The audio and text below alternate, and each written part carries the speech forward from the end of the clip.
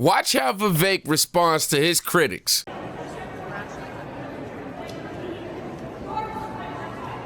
So she's asking a question I think is a fair question. I acknowledge it's a fair question. I want to repeat it so everybody can hear it. We're here to oppose the CO2 pipeline. Yes, what about other kinds of pipelines, such as the Keystone Pipeline or otherwise in this country? This requires us to get to truth. What is true? And this is why I said, starts with the fact that the climate change agenda is a hoax. Liar! I am not a liar, I'm speaking the truth. So, I'm gonna make a deal. I'm gonna make a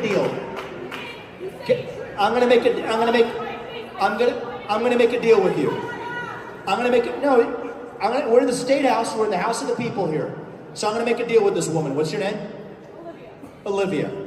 Olivia, I'm gonna give you the microphone for 60 seconds. I'm gonna let you make your point. The deal is you're gonna let me respond to it, be respectful to everybody else who's here. Are you gonna agree to this deal? Yes.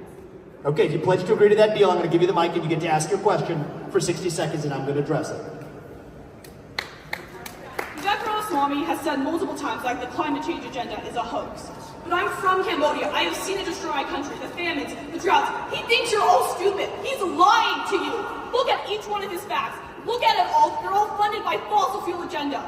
You need to understand that this man thinks you're stupid. He thinks that he can lie to you and get away with it. But he can't, because fossil fuels are destroying my future. They're destroying your future. How can you look at your children in their eyes and tell them that you are killing their future? I'm seeing it happen all across America. I'm seeing it happen here, and it's happened to my country in Cambodia. So we're doing the deal. Thank you. Will you oppose all pipelines, regardless of type? Thank you. You had your chance to ask your question, and that's what makes this country beautiful. We agree on free speech and open debate. She has the right to speak her mind. And any opinion is fair game in the United States of America. Now, for my part, I disagree with your opinion. I think that the climate change agenda absolutely is a hoax because it has nothing to do with the climate. I'm going to state some hard facts. You know what you know who my biggest donor is? My biggest donor is me, so I don't report to anybody else. No, we made a deal. We made a deal, we're going to keep the deal. 98% reduction in the climate disaster-related death rate in the last century. That's a hard fact. There's more green surface area around the earth today than there was a century ago because carbon dioxide is plant food. That's the real carbon capture of how our earth actually works.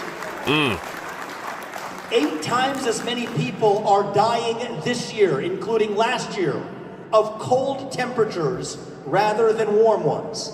So if you're asking me, am I going to oppose fossil fuels because of an infinitesimally small rise in global surface temperatures?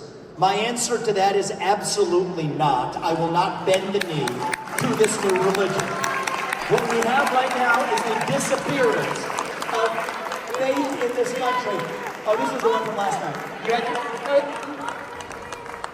You had your chance last. I'm reacting right now, son. I'm coming in a minute. I'm almost done. Well, we was interrupted by my son, but it's okay. I think we should go ahead and take this time to address what we already seen.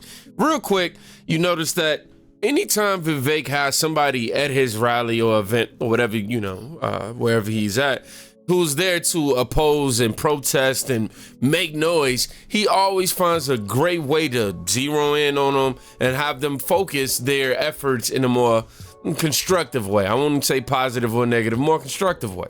Allowing them to actually express their concerns and ask their questions, no matter how tough or he don't even know what's coming. So I think that's one key thing that you should look at when you think about Vivek as a whole. He don't know what question these people are about to ask him. He don't know what facts or lies or headlines or rhetoric. He don't know what they're about to spew, but he risks it. He let them say what they need to say and then offer a very an intellectual response. So salute to him for that, man. Let's get back to the video, and I'll actually interrupt instead of my son interrupting when he's finished. Right now is the disappearance this country. Oh, this was the one from last night. You had your chance last night. You've been heard. Thank you. No, leave them be. You don't have to remove them. Yes, you get a question. And so, yes. Right here, got a question. Didn't even kick out. Hi, Mr. Ramaswamy. My name is Grace. I am a young voter whose community is being poisoned by a methane gas pipeline. When you become president, can you commit to protecting our lands and communities like mine so that fossil fuel industries do not pocket at the expense of my death and my community? Okay. I pledge to you to end crony capitalism of all forms in the United States of America. That's my pledge to you. Has the oil industry, and I want to finish, has the oil industry lobbied for special exemptions? Why don't we have consumer choice at the pump? It's because the oil industry has lobbied for it. That's unjust, and I stand against it. Are there violations of private property rights for reasons that go beyond the CO2 pipeline? You're darn right there is. Pfizer should not be stealing somebody's home in Connecticut to build over that line a plant for Pfizer, which they never actually built. So I stand for all forms of protecting against private property rights, but I will swear an oath to the Constitution and keep it, including the Fifth Amendment, which says it must be for a public use. A private company should not be able, and I'm going to say something that I think everybody in this room agrees with, even the two ladies who just asked the question respectfully. I don't think any private company, including an oil company, should be able to use eminent domain. A company should not be using eminent domain, period. It is exclusively for a public use. I don't care if you're on the left or on the right. I don't care if you're black or white.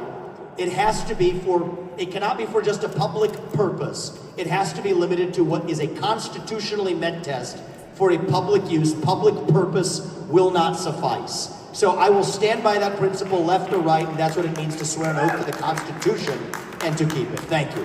Other questions we'll take as well. Thank you. So I reject the myth that people are dying because of the use of fossil fuels and climate change. That rejects truth. More people are dying today of bad climate change policies than are dying of climate change itself. That's the hard truth in the United States of America and around the world. And so, no, I will not bend the knee to this climate religion. I appreciate the questions. I'm going to take some other few questions before we wrap up as well. I'm sorry for what your family has been through, but at the end of the day, we're here to talk about swearing an oath to the Constitution and keeping it, climate change. Whoa. The climate change. You know people who don't deserve to die? People around the world that aren't actually having access to energy right now. People are dying around the world because of absence of access to fossil fuels, absence of access to energy. So it's not humane, it is inhumane and wrong for us to say that people in the United States of America should not have access to affordable, reliable, and accessible energy. I stand against that, and I thank you for voicing your opinion and asking a question. But at the end of the day, we have to be able to have respectful, open debate. Thank you, and I appreciate it. We'll take a couple more questions before we wrap up. Sir. Okay. Now, for the record, let me just say I do care about my planet. I do care about the people on this planet. The ones I don't know, we got to share that love and that energy around the world. I do. But admittedly, I don't know much about climate change and how it's really drastically affected. I honestly, I haven't invested enough time to actually see what's going on. But you got a great deal of people who just do not care whatsoever. Some people literally live by the philosophy of, whatever happens, happens. From watching this, I just appreciate how Vivek handles these type of things.